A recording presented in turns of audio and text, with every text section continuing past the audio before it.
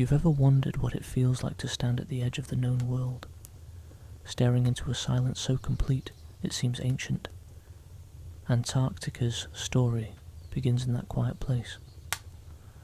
Long before anyone had seen the continent of ice, people imagined it. For thousands of years its existence lived only as an idea, a whisper in the minds of early thinkers who believed the earth needed balance. In warm corners of the ancient Mediterranean, philosophers gazed at the world they knew and reasoned that if there was land in the north, then surely there must be land in the far south as well. They named it Terra Australis Incognita, the unknown southern land, a place they believed must exist simply because the world felt incomplete without it. No ship had sailed that far, no chart had captured its outline, and no traveller had returned with tales of shimmering ice. But the idea lingered, passed from one generation of map-makers to the next, drawn in wide-sweeping strokes at the bottom edges of early globes. It was not a continent built from knowledge, but from intuition, from symmetry, and from the human sense that somewhere out there, beyond the winds and the waves, the world still held secrets. As the centuries moved quietly onward, this imagined land began to take shape in the margins of medieval maps. Cartographers, working by candlelight, added curling coastlines and mysterious symbols, shading the far south with deep blues and pale whites. They had no sightings, no measurements, and no accounts. Only the weight of old philosophical arguments and the instinct that the world below must mirror the world above. And so for hundreds of years, the unknown southern land remained a place that existed mostly in ink, drifting through the imagination of scholars who wondered what lay beyond the horizon.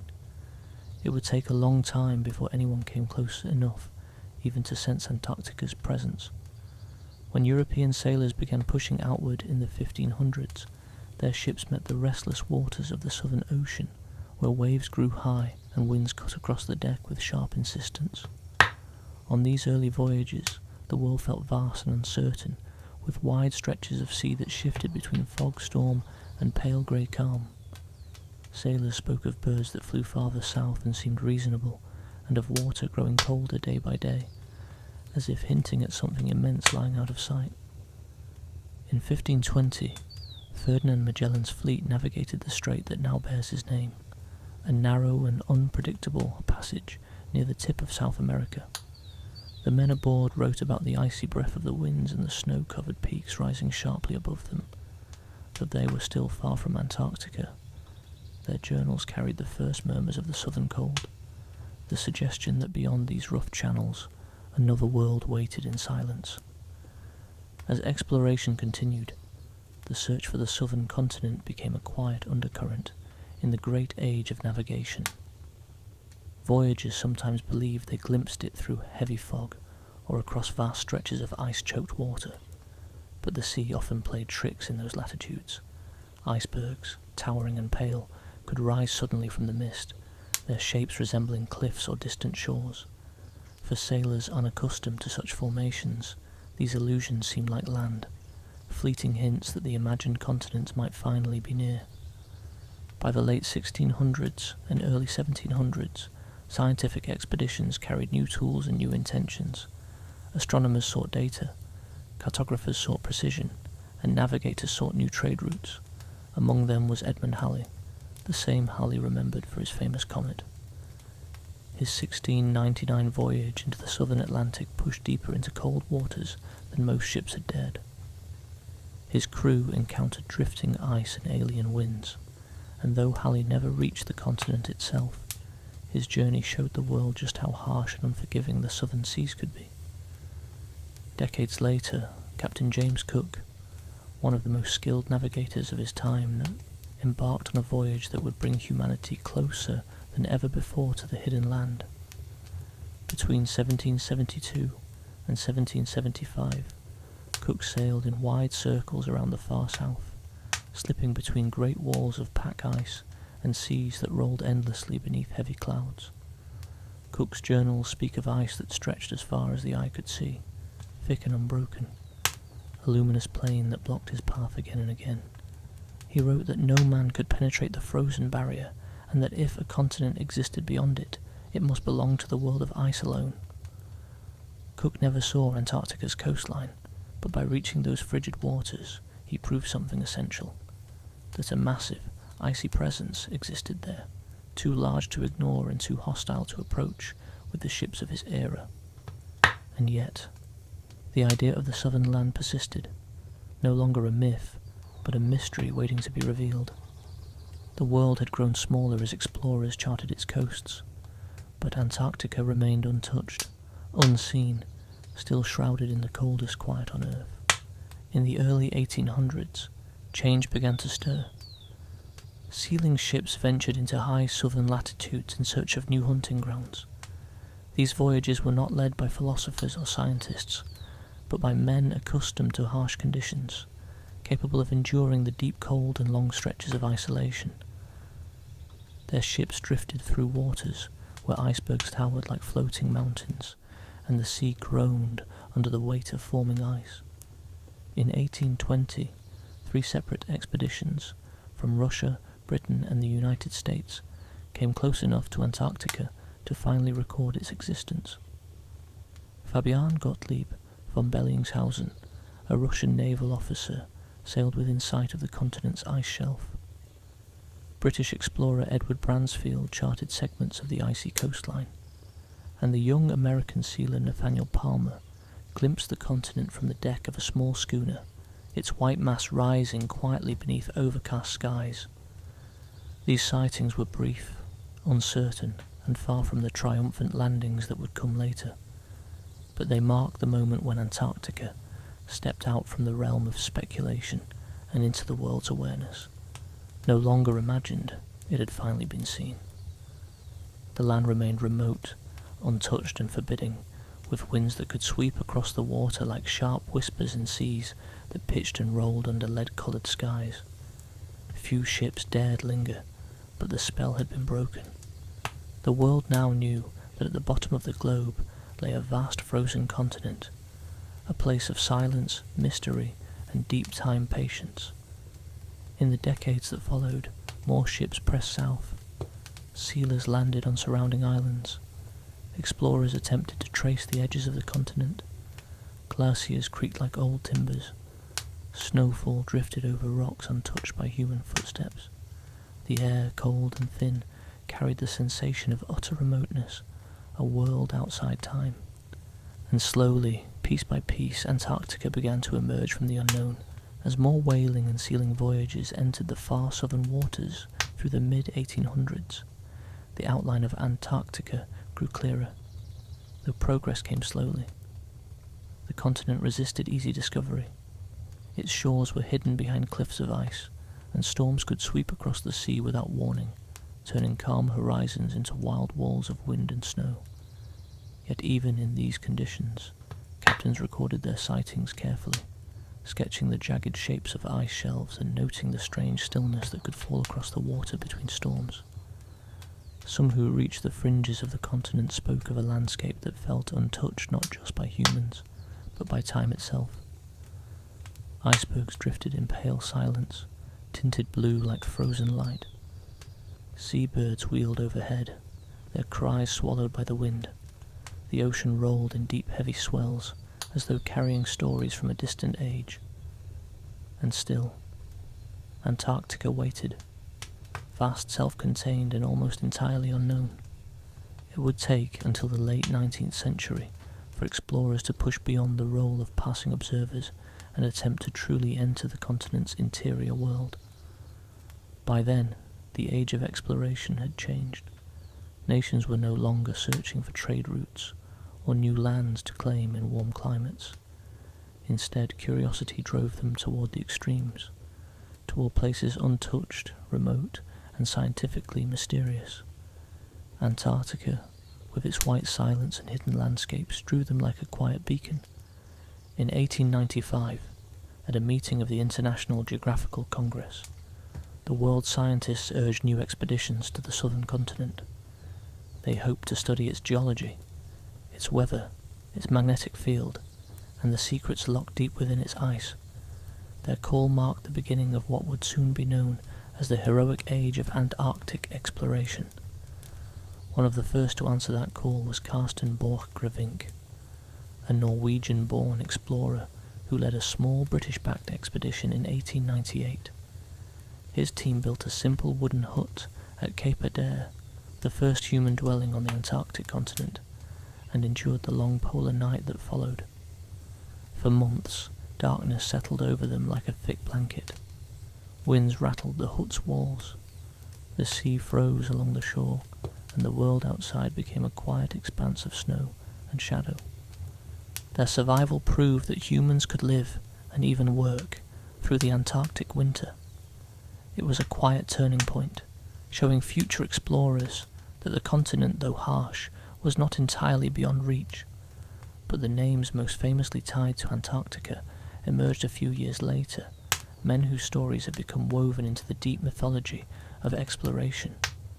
Robert Falcon Scott, Ernest Shackleton, Roald Amundsen. Each would carve a path into the icy interior, and each would leave stories that still echo softly across the continent's history. Scott's early expedition, aboard the Discovery from 1901 to 1904, revealed more of the coastline and pushed inland farther than any before. Scott, Shackleton, and Edward Wilson trekked southward across the Ross Ice Shelf, battling temperatures that could freeze breath into crystals instantly. The ice beneath their feet creaked like an ancient shifting floor, and the horizon stretched endlessly, white upon white, merging with the sky. Shackleton, pushing harder than he should have, suffered illness from the cold and exhaustion, and was forced to turn back early. Yet even incomplete, their journey carried them farther south than any humans had ever travelled, proving that the interior could be reached step by careful step. A few years later, Shackleton returned with his own expedition aboard the Nimrod in 1907. This time he and his companions reached within 97 miles of the South Pole, a tremendous achievement in an era without modern gear or mechanized support. Their path crossed glaciers that rose like frozen staircases and crevasses that plunged into deep blue darkness. The cold was relentless, eating at their strength one breath at a time. Yet still they pressed on until survival demanded that they turn back. Shackleton's decision to save his men rather than sacrifice them for glory would become one of the most respected choices in exploration history, echoing later in the lessons he carried with him. But it was Roald Amundsen, the Norwegian explorer trained in icy northern environments, who would ultimately reach the South Pole first. In 1911, travelling light and using dogs expertly, Amundsen and his team navigated the frozen plateau with precision. The world was silent around them, a silence so deep that footsteps and sled runners seemed loud by comparison. On December 14th, 1911, they stood at the southernmost point on Earth, a place marked only by wind, sky, and endless ice. Scott arrived weeks later, after a brutal and exhausting journey. His return would become one of the most tragic episodes in Antarctic history. Caught in worsening weather, weakened by injuries and frostbite, Scott and his companions never made it back to their base. Their final camp, buried slowly by drifting snow, became a quiet symbol of both the continent's unforgiving nature and the extraordinary endurance of those who sought to understand it. Years later, Ernest Shackleton would return once more, leading an expedition aboard the Endurance beginning in 1914, a journey that would become one of the most remarkable survival stories ever recorded.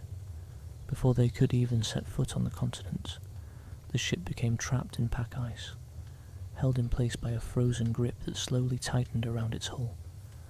For months Shackleton and his crew lived aboard the stranded vessel as it drifted northward with the ice. The sounds of Antarctica surrounded them, the low groan of shifting floes, the sharp crack of pressure ridges forming, and the slow, rhythmic sigh of the distant sea trapped beneath the frozen surface. When the ice finally crushed the Endurance, the men established camps on drifting floes, waiting patiently for a break in the ice that would allow them to launch their lifeboats. Their eventual journey to Elephant Island, and Shackleton's stunning open boat crossing to South Georgia to seek rescue, remains a testament to perseverance in the face of overwhelming odds. Not a single member of Shackleton's crew was lost, a rare miracle in the harsh story of Antarctic exploration. By the early 1920s, as the heroic age came to a close, Antarctica had transformed from a blank space on maps into a place shaped by human footprints and human stories. The continent still held countless mysteries, but its presence felt clearer now, more familiar in the world's imagination. What had once been legend was now a place where huts stood buried in snow, where explorers' routes crossed the ice like faint lines in a vast white canvas, and where knowledge slowly accumulated like layers of drifting frost. Yet even with all that had been discovered, no one had truly mapped the coastline, examined the interior in detail, or understood the full scale of the ice sheet. The continent remained immense and aloof, offering only hints of its deeper history. A new era was about to begin, one shaped not by the lone explorers of earlier generations, but by scientists, aircraft, and nations working together to reveal the secrets hidden beneath the ice. As the heroic age faded into memory, the world entered a quieter but no less remarkable chapter in Antarctica's story. The early 20th century brought new tools, new technologies, and new reasons to study the frozen continent. The age of solitary explorers trudging across the ice was giving way to an era shaped by aircraft, radio communication, and expanding scientific curiosity. The continent, so long shrouded in mystery, was now seen as a place where the past and future intertwined. Its ice held records of ancient climates. Its winds carried patterns that shaped global weather. Its magnetic fields, strange and steady, offered clues about the Earth itself. Yet the land remained unchanged in its overwhelming stillness, a place where time seemed to move more slowly, where a single snowdrift could sit undisturbed for centuries. One of the first major scientific figures to arrive in Antarctica was Richard E. Byrd, an American naval officer and aviation pioneer. Beginning in the late 1920s, Byrd organized large, carefully equipped expeditions that brought airplanes, radio stations, tractors, and teams of researchers to the icy south. These operations were vast compared to the small, isolated groups of the heroic age, and they marked the beginning of Antarctica as a place where nations invested in discovery rather than daring.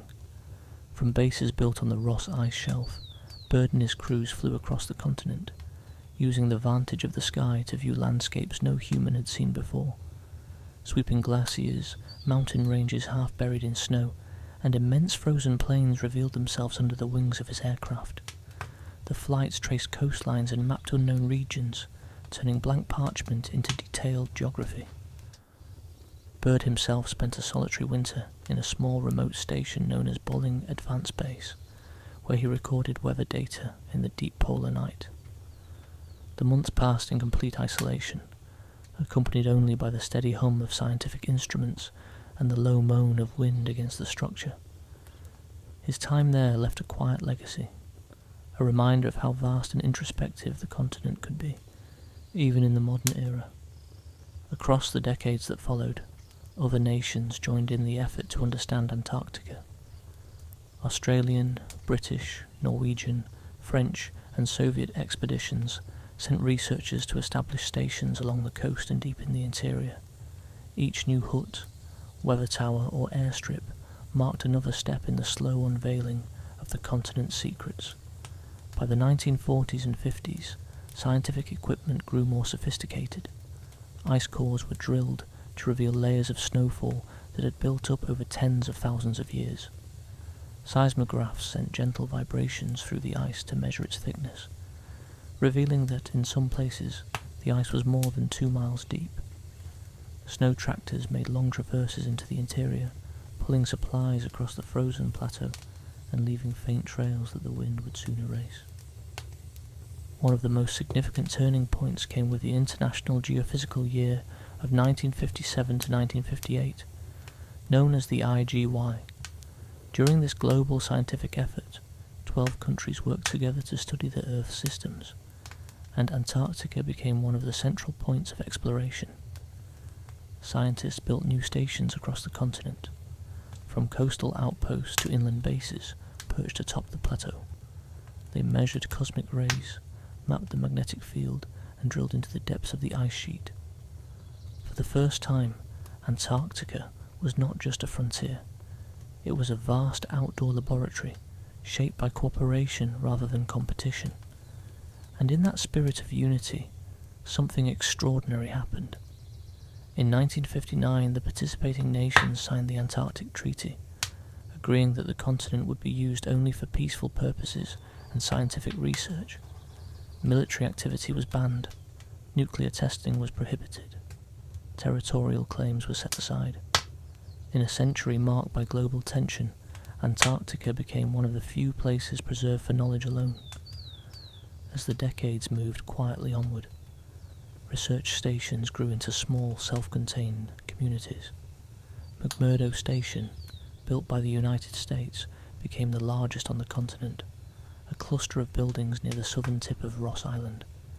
In the long summer days, cargo planes arrived regularly, bringing food, equipment and fresh researchers. In the dark, cold winter months, the station settled into a steady rhythm, surrounded by vast stretches of ice and silence. Farther inland, the Amundsen Scott South Pole Station sat atop the high polar plateau, where the air was thin and so cold that moisture turned to crystals instantly. Built directly over the geographic South Pole, the base endured temperatures that could plunge far below zero, accompanied by winds that carried fine snow across the barren surface in long swirling patterns. Life there moved at a slow, deliberate pace, shaped by the extremes of the environment. Despite the isolation, the work undertaken at these stations revealed deep truths about the planet. Ice cores extracted from beneath the snow showed cycles of warming and cooling stretching back hundreds of thousands of years. Meteorites, preserved by the ice, were found lying on the surface, fragments of ancient cosmic history delivered gently by the shifting glaciers. Researchers studied penguin colonies, seal populations, and the movements of whales across the Southern Ocean. In time, satellites joined the effort, orbiting overhead with quiet patience. They measured the thickness of the ice sheet, tracked the movement of glaciers, and watched the floating ice shelves as they advanced and retreated with the seasons. Antarctica's story grew clearer through this combination of human presence and distant observation, each perspective offering new layers to the narrative. Yet even as science advanced, the continent retained its profound sense of solitude. Storms still swept across the ice without warning, leaving landscapes transformed by drifting snow. The long winter darkness wrapped the land in deep silence, broken only by the soft hum of machinery at the research stations. The aurora danced across the sky in pale green arcs, lighting the emptiness below with gentle wavering colour. In these moments, Antarctica seemed to exist in two eras at once, connected to a network of global science, yet unchanged in its ancient stillness. As the 20th century continued, new discoveries hinted at how much of the continent remained hidden. Radar imaging revealed mountains buried beneath the ice and valleys carved long before humans appeared on Earth.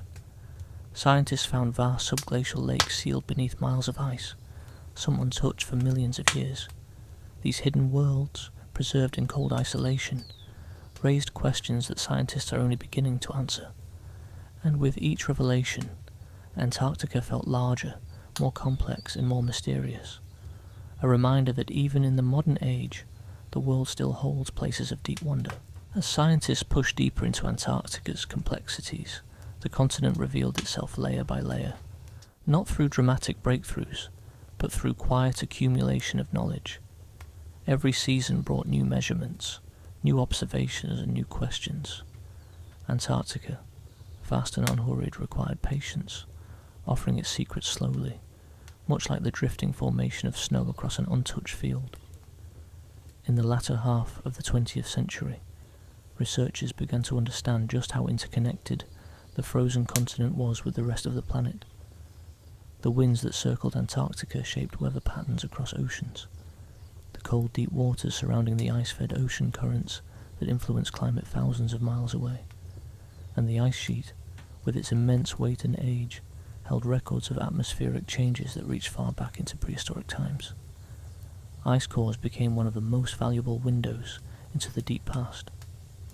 At Vostok Station, a Russian base situated on the East Antarctic Plateau, scientists drilled through more than 2 miles of ice, each layer representing snowfall from years long gone. Within trapped bubbles of ancient air, they found clues about carbon dioxide levels, volcanic eruptions, and shifts in global temperature over hundreds of thousands of years. These samples told a quiet, patient story of Earth's natural rhythms, a tale preserved in frost. Elsewhere, radar mapping revealed surprising features beneath the ice. The Gamburtsev Mountains, for example, were discovered buried deep below East Antarctica, hidden under miles of a frozen sheet. Their peaks rose sharply in perfect silence, unseen by any human eye, encased in a cold world that had formed long after the mountains themselves. The discovery raised more questions than answers, about how these mountains formed, what shapes they took, and how long they had slept beneath the ice. Another astonishing revelation came from the discovery of subglacial lakes. The largest of these, Lake Vostok, lay beneath roughly 4,000 meters of ice, an ancient body of water isolated for millions of years, untouched by sunlight. The idea that vast lakes existed in total darkness beneath the continent challenged earlier assumptions about Antarctica's interior. These lakes, sealed by unimaginable pressure and cold, suggested that life might exist in forms adapted to extreme conditions. Studying them required careful planning to avoid contamination, preserving ecosystems that had been isolated since early epochs of Earth's history. Slowly, Antarctica's role in scientific understanding expanded. It became a place where researchers studied space by looking down instead of up. Meteorites landing on the continent were preserved by dry cold, accumulating on the ice surface where the wind scoured away snow.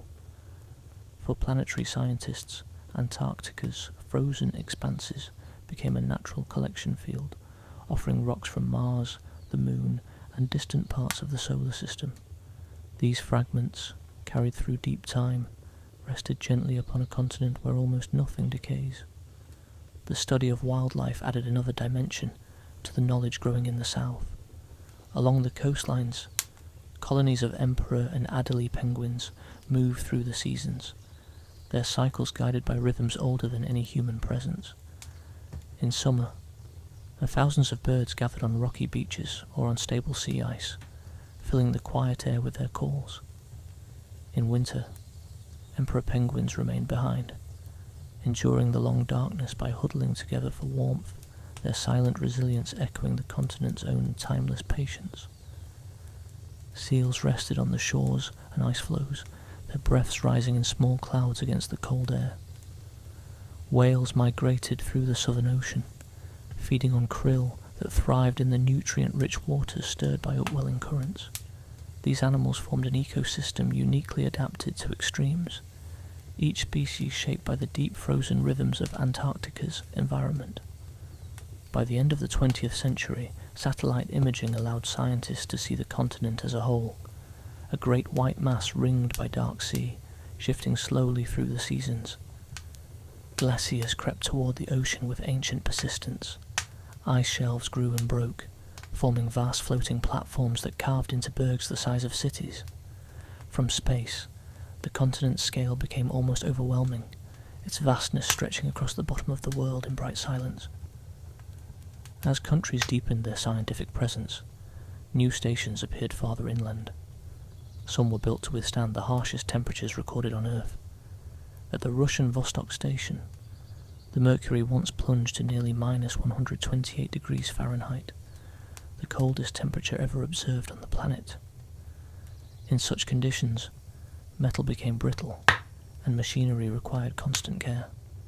The cold was so severe that a breath exhaled outdoors could freeze in mid-air, drifting down as a faint glitter of crystals. Yet researchers continued their work with steady determination. In winter, weeks passed without the sun rising above the horizon. The sky glowed deep blue and purple at midday, fading into long hours of night punctuated by the shifting curtains of the aurora. Inside the stations, life moved in a slow, regular rhythm. Hot meals, careful maintenance, daily reports and quiet conversation filled the time. Outside, the wind sculpted new shapes across the snow, smoothing footprints and erasing tracks until the landscape appeared untouched once more. Antarctica had become a place where human presence was temporary and delicate, while the land itself remained unchanged, ancient, patient, and enduring. Every discovery seemed to widen the sense of wonder rather than diminish it. Even as maps grew more detailed, mysteries lingered beneath the ice, inviting future study and quiet contemplation.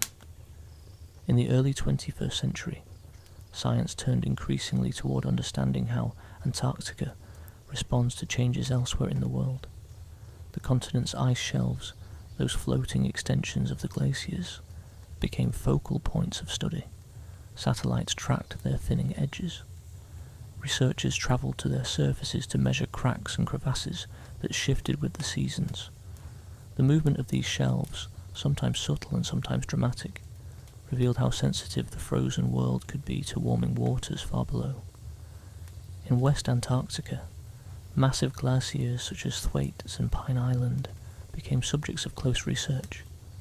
Scientists drilled through the ice to place instruments in the water beneath the shelves, listening to the currents and temperatures that shaped the glacier's slow advance.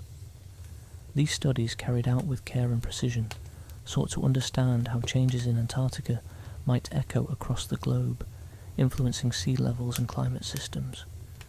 Yet even as research expanded, much of Antarctica remained a place of quiet beauty. The continent's interior, rarely visited except by traverses and aircraft, stretched for thousands of miles in gentle curves of white, marked only by distant mountain peaks rising above the ice. The silence there was so complete that it could feel like a physical presence, a heavy, calming stillness unlike any other place on Earth. The landscapes created by snow and ice formed subtle patterns that shifted with light and wind. Sastrugi, wind-carved ridges of snow, traced delicate shapes across the surface, sharp in some places and smooth in others. Frost formed in tiny crystals along exposed equipment, catching the faint sunlight in the small glimmers. The horizon, endless and unbroken, blurred softly into the sky. For those who lived and worked there, Antarctica offered a sense of scale that was both humbling and strangely comforting. It reminded them that the planet held places where nature's rhythms continued with slow ancient certainty, unhurried by human time. Even as scientific understanding deepened, one of Antarctica's most enduring qualities remained its stillness. The continent seemed to possess a sense of time untouched by human urgency. Snow drifted, glaciers flowed, and seasons passed with quiet certainty. Research stations came and went, but the land beneath them, vast, cold and ancient, continued on at its own pace. In recent decades, new technologies allowed scientists to see the continent not just from its surface, but from deep within. Radar systems and satellite imaging revealed flowing rivers of ice, hidden beneath the surface, slow and powerful. Some glaciers moved only a few feet per year, gliding forward like great frozen tides. Others, influenced by warmer currents beneath their floating shelves, shifted more quickly, breaking into the sea with distant, echoing booms. Seismologists placed instruments deep in the ice, listening to the faint tremors that pulsed through the continent. These vibrations, soft and nearly imperceptible, spoke of the ice sheet's inner workings, cracks forming far below ground, ridges shifting under pressure, and the subtle movements of glaciers adjusting to changes in the temperature and snowfall. Antarctica, once thought silent and unchanging, revealed itself as constantly moving, constantly breathing in its own slow way. Even the night sky above the continent offered new discoveries. Astronomers built observatories in Antarctica's high interior, where the air was cold, dry, and exceptionally clear. At these altitudes, far from city lights and atmospheric moisture, telescopes could peer deep into space with rare clarity. Some telescopes listened not to visible light, but to cosmic microwaves, faint signals left behind from the earliest moments of the universe. In the calm of the polar plateau, researchers studied the structure of the cosmos from a place that seemed almost otherworldly itself. Throughout all of this, life persisted along the edges of the continent, where the sea met the ice. In summer months, sunlight returned in long, gentle arcs, illuminating colonies of penguins that dotted the coastlines. The emperor penguins, tall and stately, cared for their young on the stable sea ice, balancing the warmth of their chicks against the cold that swept across the open water. The Adelie penguins gathered on rocky beaches, their calls carried on the wind as they moved between the shore and the ocean.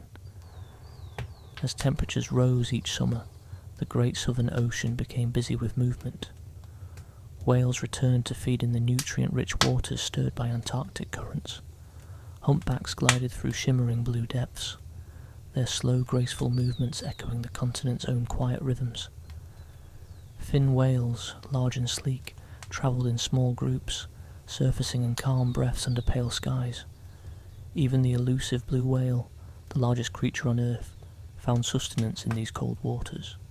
Seals rested on floating platforms of ice, basking in the soft sunlight as the days lengthened. These animals, adapted to the extreme cold, seemed at ease in a landscape that could overwhelm even seasoned explorers. Their presence added a sense of life to the vast stretches of ice and sea, reminding visitors that Antarctica, despite its harshness, supported ecosystems rich with quiet beauty. In more recent years, researchers discovered yet another dimension of life hidden beneath the continent. Beneath thick shelves of ice, far from the sun, cameras lowered into the darkness revealed strange communities of organisms living in cold, nutrient-poor waters. Some clung to the underside of the ice itself, feeding on drifting particles carried in slow-moving currents. Others thrived near geothermal vents, finding warmth and sustenance in places no one expected. These discoveries challenge earlier beliefs about where life could exist, expanding the boundaries of what scientists understood about resilience and adaptation. The more scientists learned, the more Antarctica began to feel like a world within a world, a place whose frozen surface concealed layers of complexity and quiet wonder. Throughout the early 21st century, international cooperation remained a defining feature of Antarctic research. Scientists from around the world worked side by side, sharing data, tools, and knowledge. Some projects spanned decades, involving teams who would never meet in person, but whose work interlocked like pieces of a long, unfolding puzzle. The spirit of the Antarctic Treaty endured, preserving the continent as a place dedicated to peace and discovery. And yet, even with modern technology and shared research, life on the continent remained deeply shaped by the environment. Winter still brought long periods of darkness, when the sun dipped below the horizon and did not rise again for weeks or months. During these times, the sky glowed faintly at midday, offering only a dusky suggestion of light before fading into night once more. The aurora swept across the heavens in shifting curtains of green and violet, casting soft illumination over the snow. Inside research stations, the arrival of winter brought a quieter pace. The bustling activity of the summer season slowed, replaced by routines meant to keep the stations running smoothly. Crews gathered in warm common rooms, sharing meals and stories while the wind murmured outside. Generators hummed steadily. Snow drifted against the walls, and the world beyond remained still, the distant landscape softened by darkness. In these months, time seemed to stretch in long, even lines, mirroring the steady rhythm of the continent itself.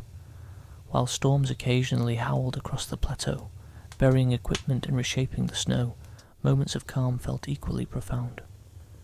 Stepping outside, researchers often found themselves surrounded by a silence so complete that even the softest movement, a footstep, a breath, the rustle of a jacket, seemed unusually loud in the frozen air. The return of summer revived the continent with light so bright, it sparkled across every surface. The sun traced wide circles overhead, never fully setting, casting long shadows over the snowdrifts and turning the ice into shimmering fields of blue and white. Planes and supply ships returned. Fresh researchers arrived. Long-delayed projects resumed. and the quiet rhythm of science continued. Antarctica had become a place where human presence was both fragile and persistent.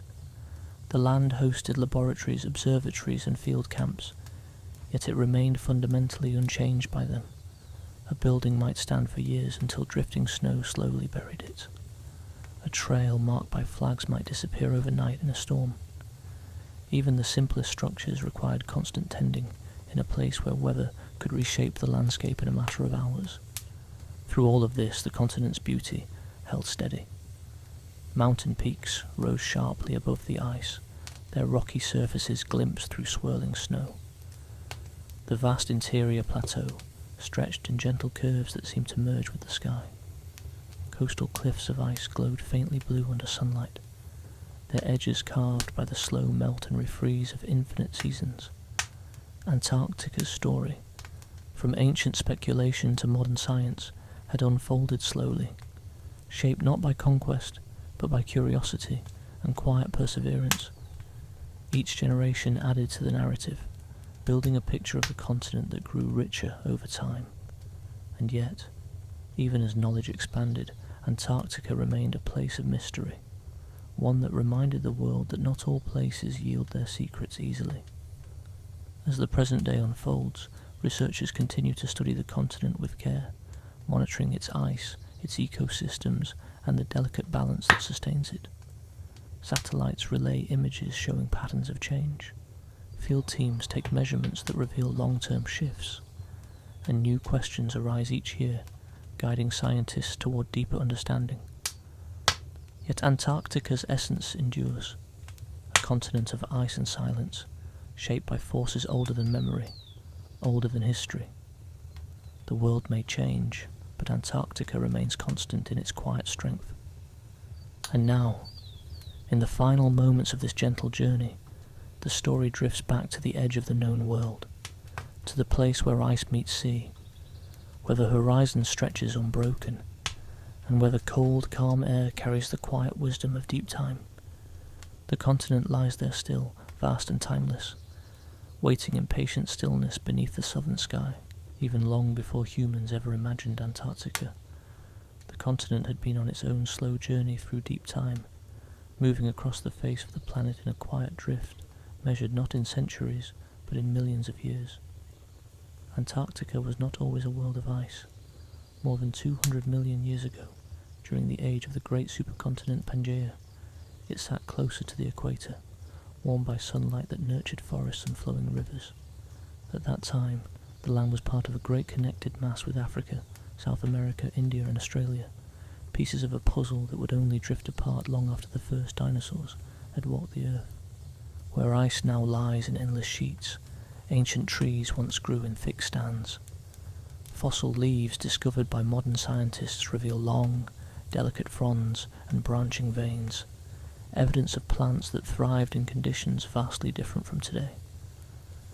Petrified wood, preserved in the dry cold of the far south, still rests at the base of rocky mountains, its grain and rings telling of a time when Antarctica was green. As the supercontinent slowly broke apart, Antarctica journeyed southward, carried on tectonic plates in a steady movement that humans would have been unable to perceive. Millennia passed as the land drifted into colder latitudes, inching closer to the pole. Ocean currents shifted around it, winds changed their patterns, the temperature fell little by little. Then roughly 34 million years ago, something profound occurred. The Antarctic circumpolar current formed, a powerful ring of water that circles the continent, isolating it from warmer seas. This current wrapped Antarctica in a cold embrace, a barrier of flowing water that kept the warmth of other oceans at bay. As the climate cooled, ice began to accumulate on the land, layer after quiet layer. Snow compacted into firn, then into dense blue ice, trapping tiny bubbles of ancient air as it grew. Over millions of years, the ice sheet thickened. Mountains became buried, valleys filled, lakes were sealed beneath frozen depths. The continent entered the long, patient stillness that defines it today. These ancient formations would one day become the subject of scientific study. But for now, They settled into silence, preserved under pressures and temperatures that shaped their crystalline structure in ways we are only beginning to understand. When modern researchers drill deep into the ice, they are not just sampling cold, they are touching time itself, each layer a whisper from an age-long past. And this deep time perspective invites a slower pace, one that aligns naturally with the quiet unfolding of the story. As humanity eventually grew aware of this frozen continent, its geological past remained invisible. Explorers saw only the surface, the wind-driven snow, the towering ice cliffs, the stillness of the southern horizon. But below their feet lay millions of years of Earth's memory, held in the patient grip of frozen water. The mountains that burst through the ice, such as the Antarctic range, tell another piece of the tale. These peaks rise sharply from the plateau, their dark rock contrasting against the endless white. Some of them are so ancient that their roots were formed when life on Earth was still in its early stages. Others, like the volcanic Mount Erebus near McMurdo Sound, remind us that Antarctica is not entirely quiet beneath the ice. Erebus still smoulders, its lava lake glowing faintly in the cold air, a rare phenomenon, and a reminder that even the most silent landscapes can hold unexpected fire. The deep interior of the continent, rarely touched by wind, forms gentle ridges and valleys shaped by the flow of the ice itself. Some areas are so dry that they resemble the surface of Mars, the McMurdo Dry Valleys, a cold desert where snow seldom falls and ancient rocks sit exposed for millions of years. These valleys became natural laboratories for studying how life might persist in the harshest environments, giving scientists insight into both Earth's past and the potential conditions on distant planets.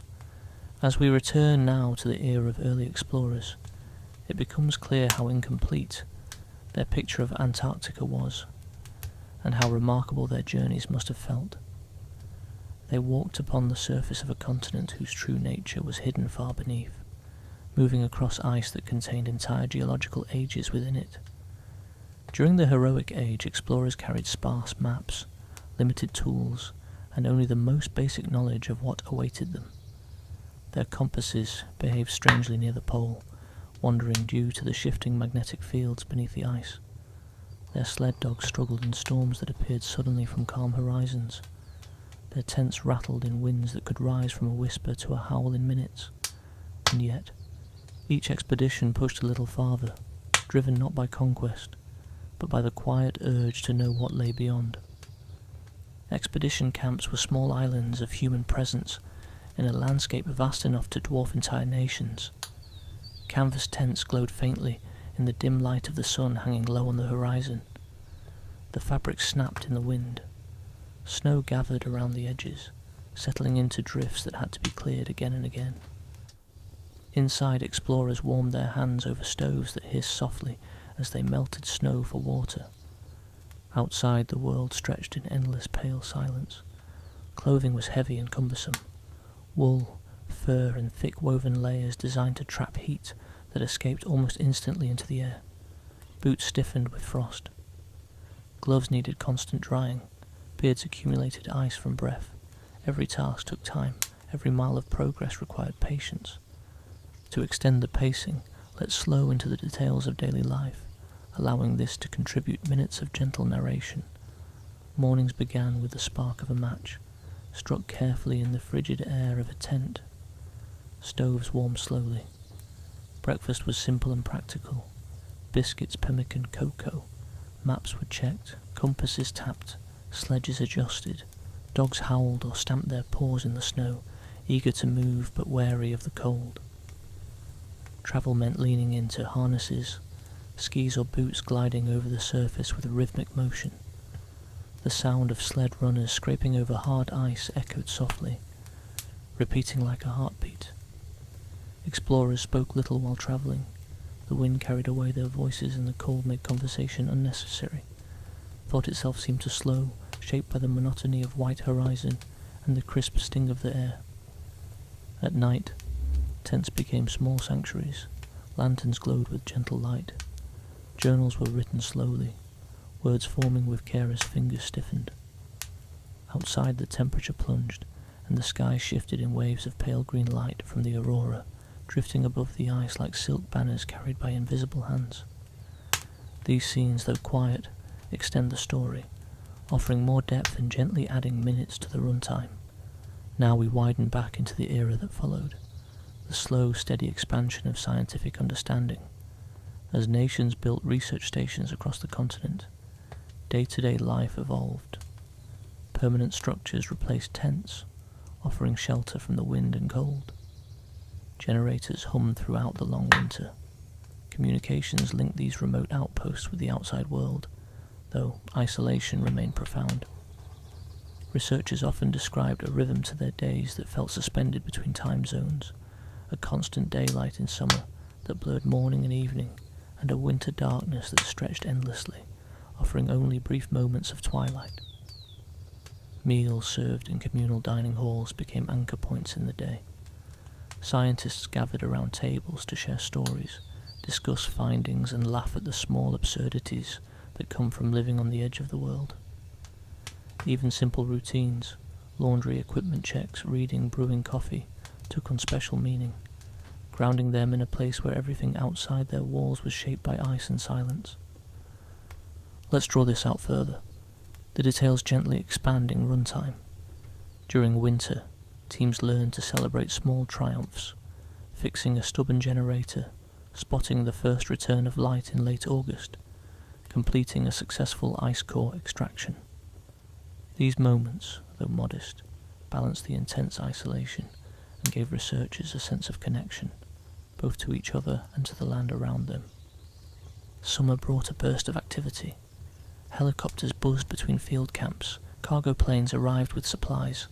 Scientists from distant countries mingled, forming a temporary community of geologists, meteorologists, glaciologists, astronomers, and marine biologists, all working within sight of the same horizon.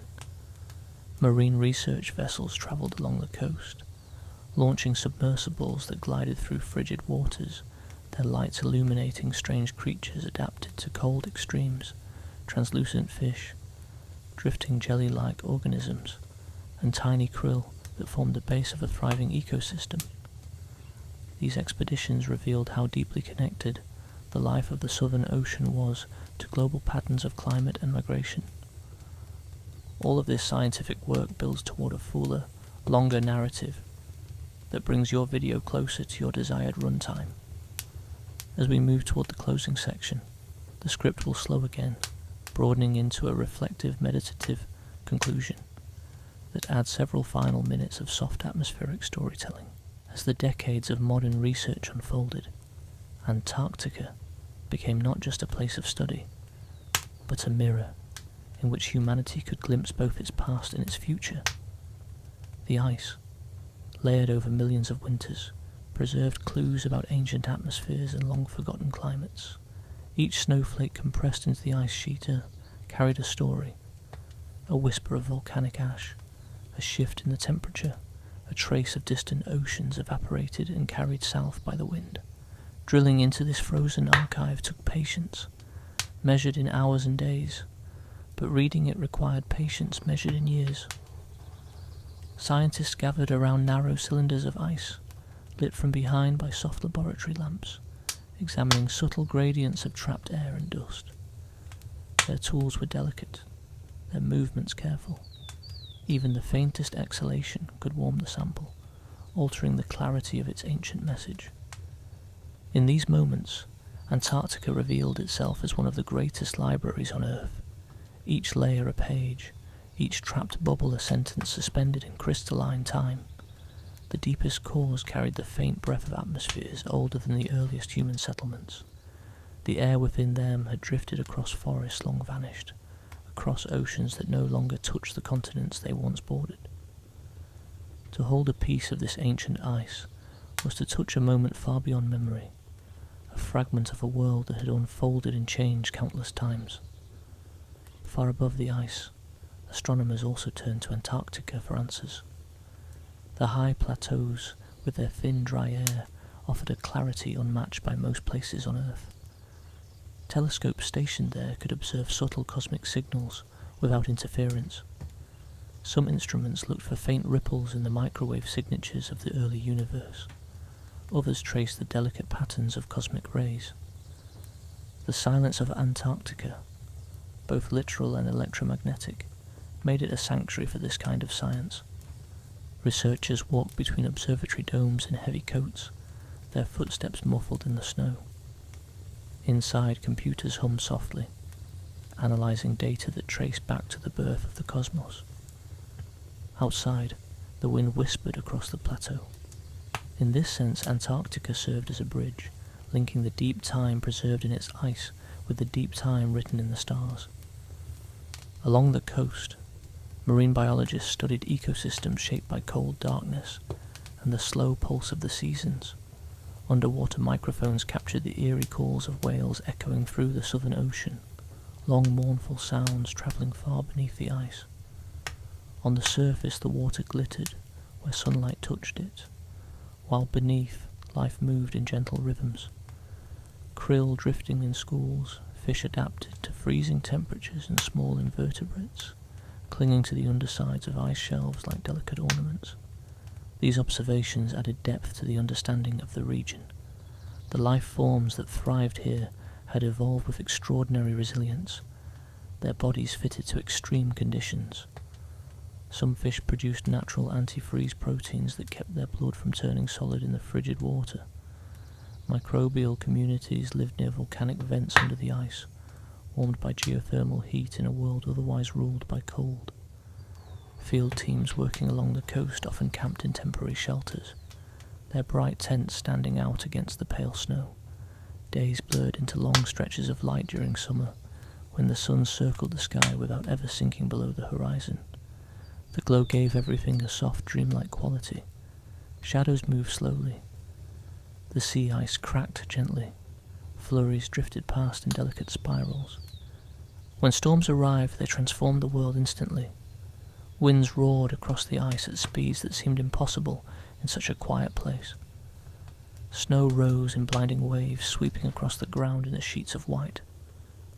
Researchers waited inside their shelters, listening to the rattle of the wind against the walls, knowing that even the most carefully planned activities could be delayed by the weather's sudden moods. Then after hours or sometimes days, the storm would pass. Silence returned with startling clarity. The landscape appeared renewed, old footprints buried, equipment partially drifted over, the horizon softened into a gentle blend of blue and white. The calm after a storm in Antarctica carried a special kind of stillness, as if the continent were taking a long breath before settling once more into its ancient patience. As global scientific cooperation expanded, specialized stations sprang up across the continent, each focused on a different kind of research. Some studied atmospheric chemistry, others glaciology, others geology. Traverses, long overland journeys by tracked vehicles, set out from these bases, crossing areas few humans had ever seen. These journeys could take weeks, moving slowly across the plateau as the sun hovered low above the horizon. The vehicles crawled over the ice like patient insects, trailing behind them sledges loaded with fuel, equipment and food.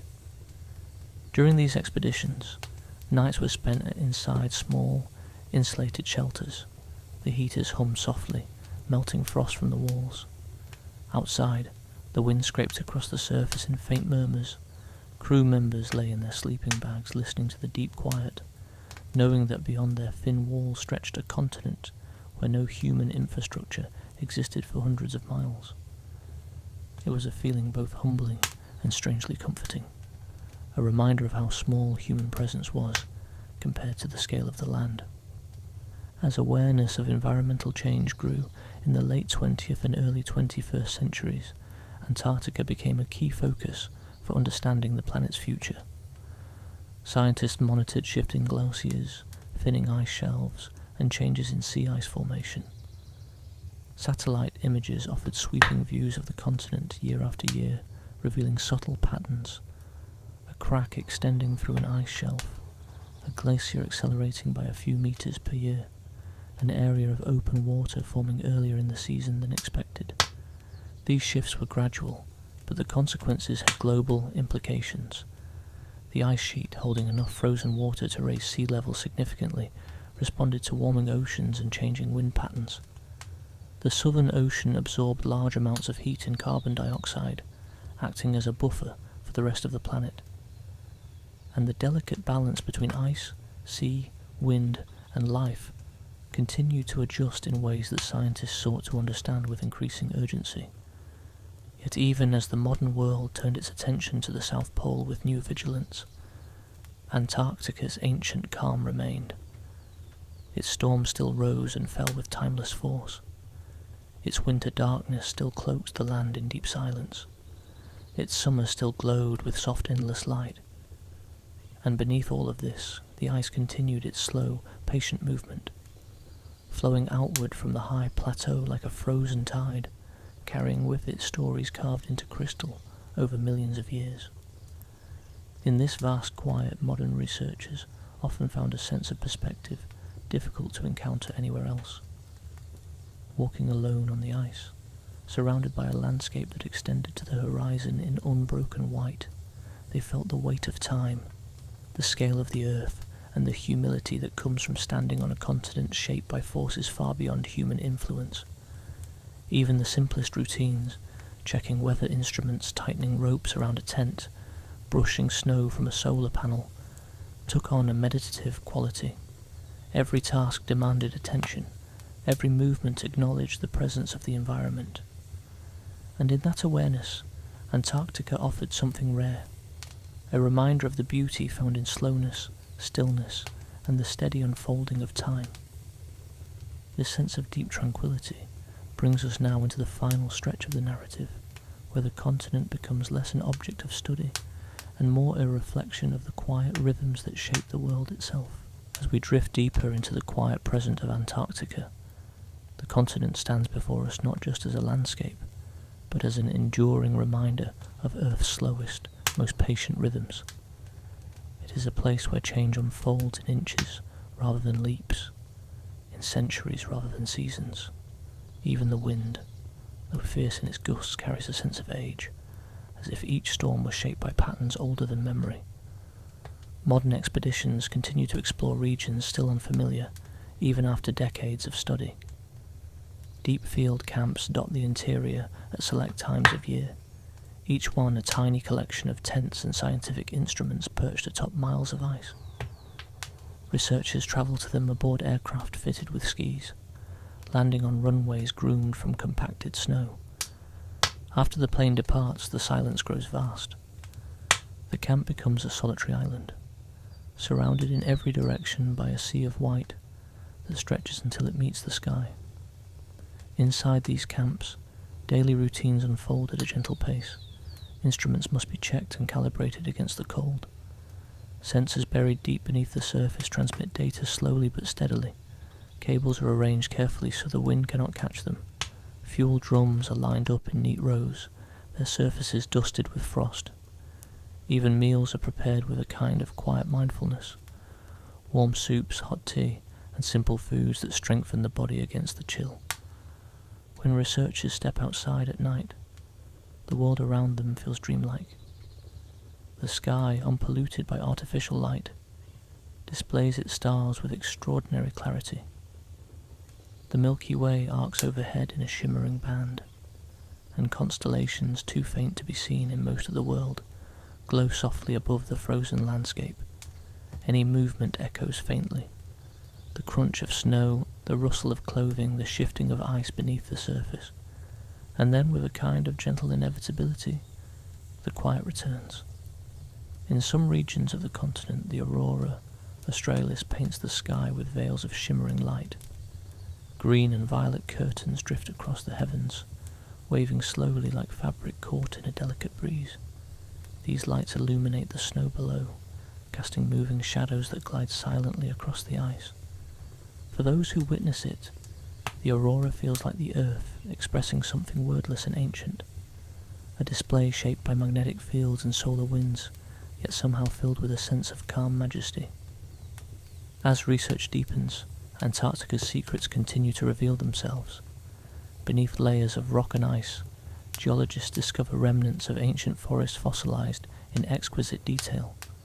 The patterns of tree rings preserved for tens of millions of years tell of climates warm enough to support rich ecosystems.